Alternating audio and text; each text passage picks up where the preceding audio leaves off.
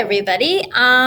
Just a quick lecture today on our asynchronous day, but wanted to make sure you got this information. So we're going to talk a little bit, probably no more than 8 minutes, about women's suffrage. So that word is kind of funny. The word suffrage, we would all think means to suffer, but it doesn't. The word suffrage means to earn the right to vote or to be given the right to vote. I don't want to say earn because when you're given a right, that's your right to claim whatever that may be. So this idea of women's suffrage is women being given the right to vote. And as I told you guys about a week ago, we talked about how women during this time period, after the Civil War, during Reconstruction, were not given the right to vote. They were not considered as being equal to men. So therefore, women weren't allowed to vote. It was only the men of the household, 18 or over, that were allowed to vote at that time. So this quest for women's suffrage would last for a very long time. It would actually last about another 60 years before women would be given the right to vote by the Constitution when an amendment was added into the Constitution. We'll be talking about that in the 1920s. So in the 1960s, 70s, 80s, 90s, and into the 1900s, women did not have the right to vote, with the exception of some states. Now, if a state gives you the right to vote, you can only vote for state officials if you have that right to vote only in a state. At the national level, women were not given the right to vote until the 1920s, until 1920.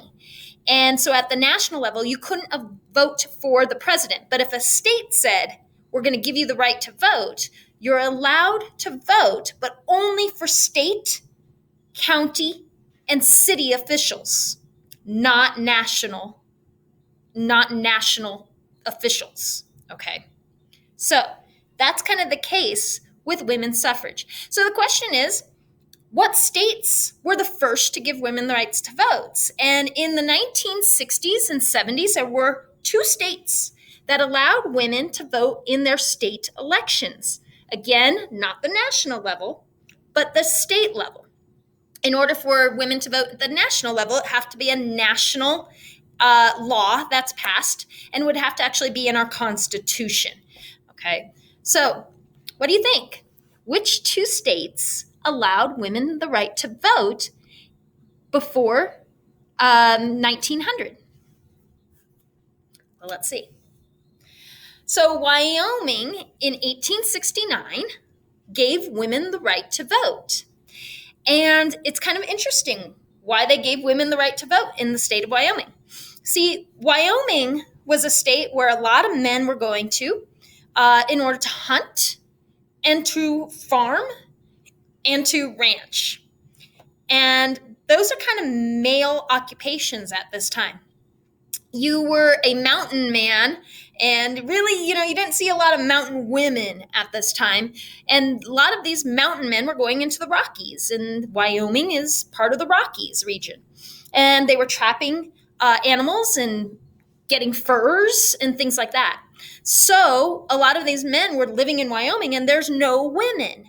So what do to bring women into the state? Well, they figure if we allow women the right to vote, then maybe they'll want to come and live here.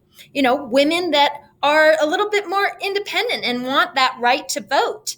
And so Wyoming passes the law in 1869 that women can vote in their state elections, in their county elections, and their cities elections in order to attract more women into those states so that men could find wives and marry. These mountain men could find wives and marry. The second state would be what? Now think, if Wyoming's allowing women the right to vote, it's probably within the same region. And if you're thinking Utah, That is also one of the states that allowed women the right to vote before 1900. In 1870, women in Utah were given the right to vote for a similar reason, bringing women into the state, attracting them into the state so that there are women for men to marry and to populate the state.